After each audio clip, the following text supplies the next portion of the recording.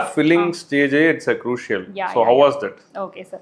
So DAF filling பொறுத்த வரைக்கும் ஹாபினா நமக்கு நிறைய விஷயம் இருக்கும். I'll dance, I paint, I do craft பண்ணுவேன், அந்த மாதிரி பண்ணுவேன். So I have written everything. அதில் எது வந்து எனக்கு ரொம்ப பிடிச்ச விஷயம் அப்படிங்கிறத நான் ஐடென்டிஃபை பண்ணேன். So I chose 1 outdoor and 2 indoor activities நான் பண்ணுறதில்ல. ஸோ அதை எடுத்துட்டு அதில் எது கொஞ்சம் சோஷியலி ரெலவெண்ட்னா என்னோட பிளாஸ்டிக் பிளாகிங் ஆக்டிவிட்டி. ஸோ அதை வந்துட்டு நான் ஃபஸ்ட்டு போட்டேன். அதுக்கப்புறம் என்னோட பெயிண்டிங், அதுக்கப்புறம் டெராரியம் மேக்கிங். இதெல்லாம் எனக்கு ரொம்ப close to heart hobbies. So இதை பற்றி கேட்டால் என்னால் பேசுறதுக்கு எனக்கு ரொம்ப பிடிக்கும், அந்த மாதிரி ஹாபிஸ். ஸோ இதை வந்துட்டு நான் ஃபில்டர் பண்ணிட்டேன். Madhavi ma'am and Prabhakaran sir help me to எப்படி ஃபில் பண்ணணும், அட்ராக்டிவாக அதை எப்படி ஃபில் பண்ணணும் அப்படிங்கிறதுக்கு எனக்கு ஹெல்ப் பண்ணாங்க. அண்ட் அந்த டாஃபில் பெயிண்டிங்கிறது ஒரு முக்கியமான காம்பனன்ட் சார். ஏன்னா பெயிண்டிங்கில் என்ன வேணால் கேட்கலாம்.